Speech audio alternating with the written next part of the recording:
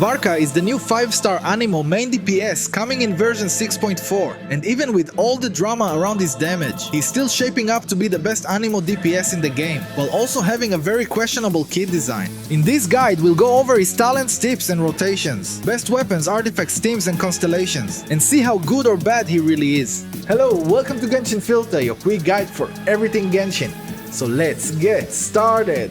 Columbina and Inefa are here, and before you empty your wallets in the shop, let me share with you a site that will save you a lot of money, Top Up Live. This site lets you top up all the most popular games at much cheaper prices. By using my link, you can get up to 30% off compared to in-game prices. It's super simple, just enter your UID and server and you're done. It's 100% safe, using PCI security, and delivers in just a few minutes. And for an even better deal, use my code FILTER for an additional 12% off. So hit my link in the description or pinned comment to get these great deals. And thank you Top Up Live for sponsoring this video.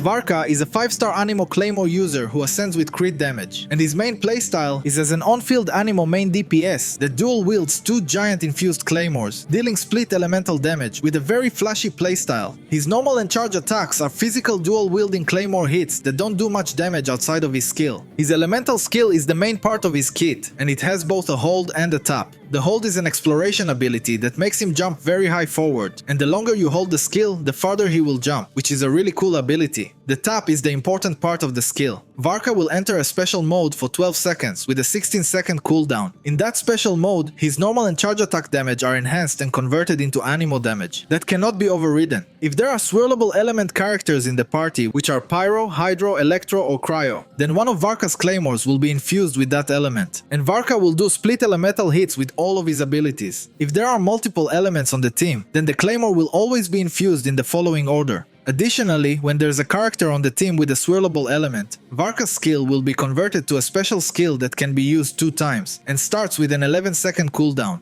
Once the cooldown is up and the special skill is ready, you have 2 ways to activate it. By pressing his skill, Varka will smash his blade into the ground to deal a big AoE hit to enemies around him that deals split damage of both the infused element and Anemo. The other option is to hold the attack button to perform a special charge attack that does not consume any stamina and will deal an even stronger hit but in a smaller AoE in front of him instead of around him. So you can decide which one to use depending on your situation and who you're fighting.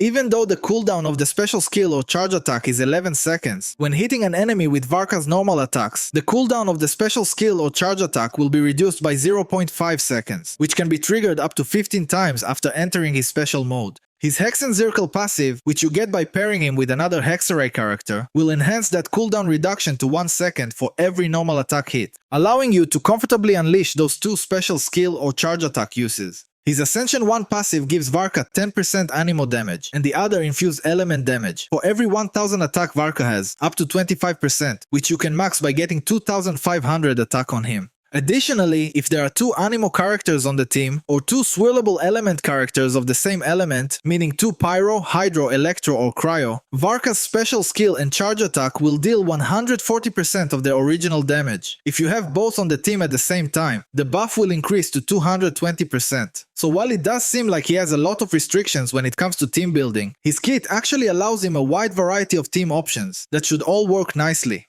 His Ascension 4 passive gives Varka a stack whenever a character on the team triggers a swirl. Each stack will increase the damage of the special skill or charge attack by 7.5% for 8 seconds up to 4 stacks. Given that only Anemo characters can trigger swirl and you will have 2 on the team, you should be able to max the buff after 2 seconds for a total of 30% damage increase. His elemental burst is very straightforward. He deals 2 big AoE hits of the infused element and Anemo damage with a 15-second cooldown and 60 energy. Given its scaling and the fact there is no buffing in his kit for his burst, it looks very similar to Nefer's burst, where it's not that important, and you might not even want to use it to save time in the rotation. His Overworld passive reduces his elemental skill cooldown by 5% for every Mondstadt character on the team, up to a total of 20%. This does not affect the special skill or charge attack, but only reduces the cooldown to re-enter his special mode. Also, it only works in the Overworld and won't activate in domains or endgame content. For talent priority, you obviously want to focus primarily on his skill, as it includes both the special skill and charge attack, as well as the scaling on his infused normal attacks. Then you can level his burst if you want, and his normal and charge attacks can be completely ignored.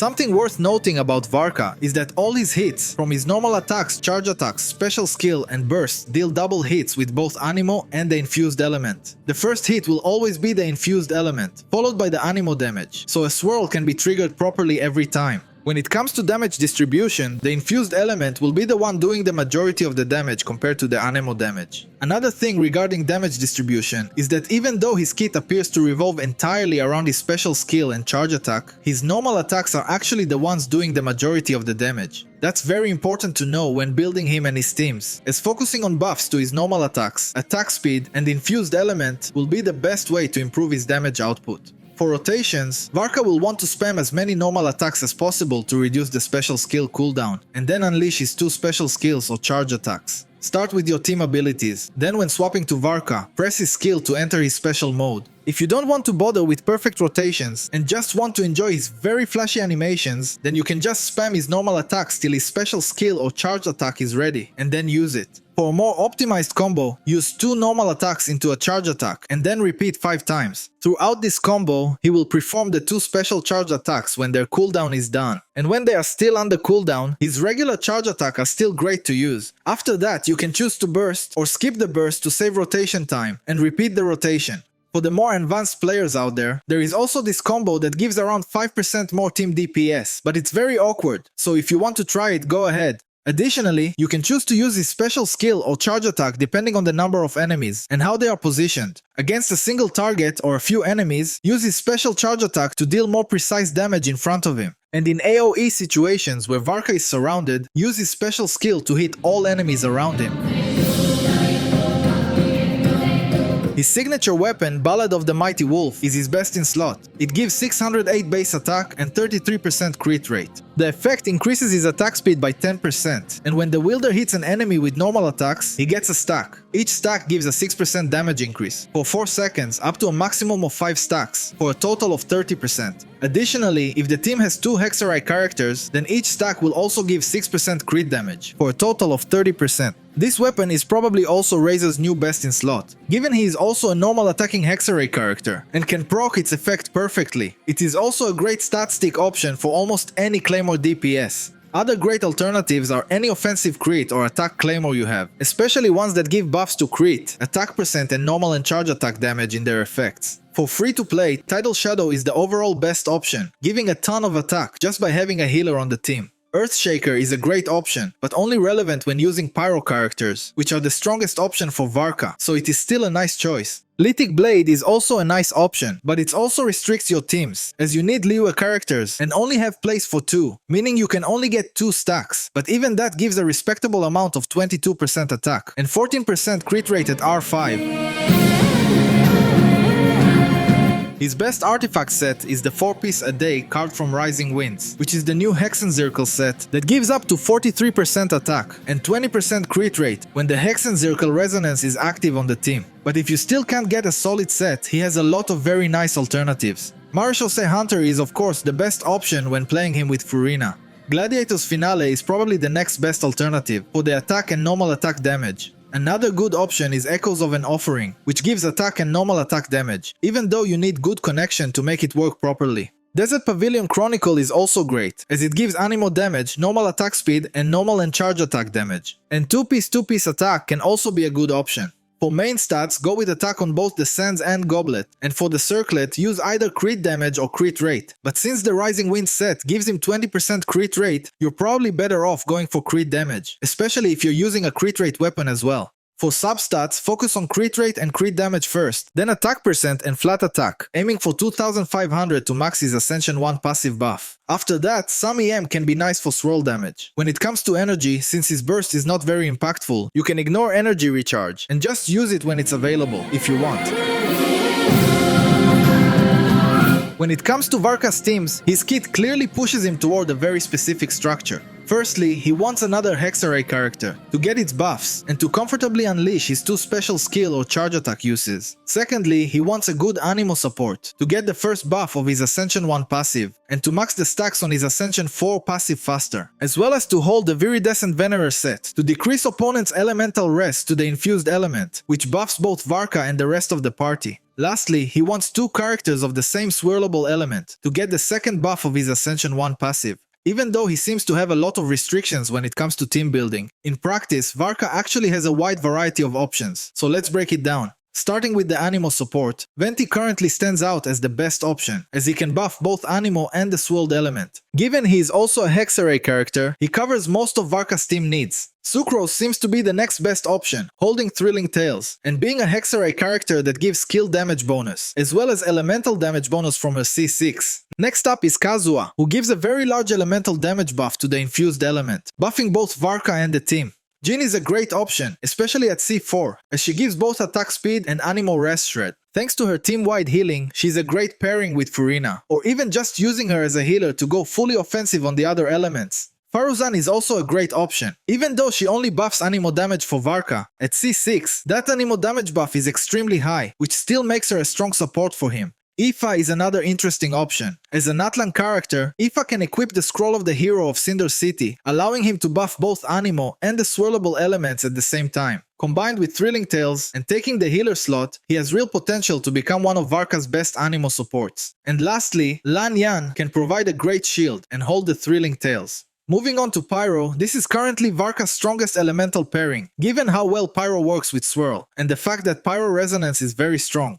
Durin is expected to be a best-in-slot option for Varka, giving both Varka and the rest of the team Anemo and Pyro Rest Shred, while also dealing great damage himself. Bennett remains as dominant as ever, healing and providing his extremely high attack buff to Varka. This team is currently considered Varka's strongest team, and also happens to have all characters from Mondstadt, fully stacking his overworld passive. For other options, Shangling is always a great choice, and of course Mavuika, especially when paired with Aoife for the Night Soul points. There is a very real chance that Varka will not reach his full meta potential until Nicole enters the roster. She is almost certainly a Hexarray character, and all signs point to her becoming Varka's best-in-slot support once she releases, acting as a Bennett 5-star replacement. That said, we have seen many characters claim to replace Bennett before, so we will have to wait and see.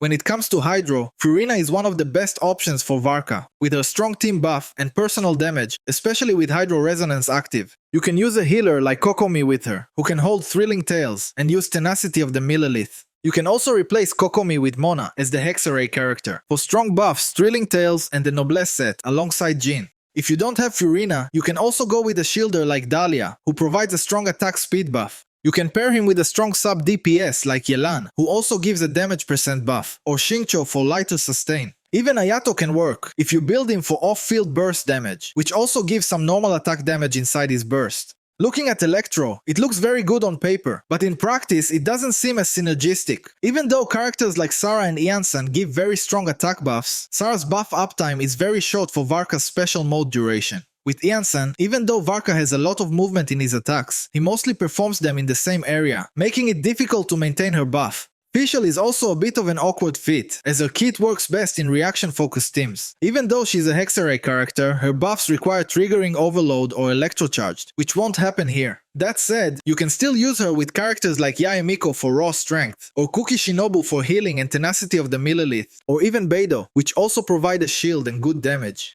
Lastly, Cryo is currently the most uncertain element for Varka, but it does have some potential synergies. Since there is no Cryo Hexarray character yet, you will need to use Venti or Sucrose as the Anemo slot, and provide a Cryo healer or shielder like Escoffier. Even though she's designed to work best with only Hydro and Cryo characters to maximize her buffs, she will still provide some buffs and solid personal damage. You can pair her with someone like Shenhe to buff the whole team. Mika is another option, as he provides an attack speed buff to Varka and can be paired with Chongyun, who also gives attack speed. Charlotte is also a nice healer option, as she can hold Thrilling Tales and the Noblesse set. Ganyu can be used for off-field burst damage, which provides a small cryo damage buff inside her burst. You can also choose to ignore some of his kit restrictions entirely, and let the Lunar Team core carry him. That setup performs extremely well and can actually compete with his best teams. Now let's quickly break down his constellations to see if they are worth investing in compared to his signature weapon. C1 gives Varka an additional use of his special skill or charge attack for a total of 3 and also increases the original damage by 200%. C2 adds an additional hit to the special skill and charge attack that deals Anemo damage equal to 800% of Varka's attack. C3 gives extra skill levels, which is a very nice damage boost, as it improves his special skill, charge attack, and infused normal attack scalings. C4 gives an elemental team buff of 20% to Anemo and the infused element when Varka triggers a Swirl. C5 raises his burst levels, which is a very small damage boost. C6, after using the special skill or charge attack, will after a short time grant another free instance of it. Additionally, each stack of his Ascension 4 passive will now also give 15% crit damage, for a total of 60%. As you can see, the Constellations are heavily focused on improving his special skill and charge attack, but as we established earlier, his normal attacks are actually the ones doing the majority of his damage. This results in his damage distribution shifting more towards skill damage as you invest in Constellations, but it also means that at early Constellations, the overall damage increase is relatively low. In general, his Constellations are not really worth it, making his signature weapon the much more favorable investment.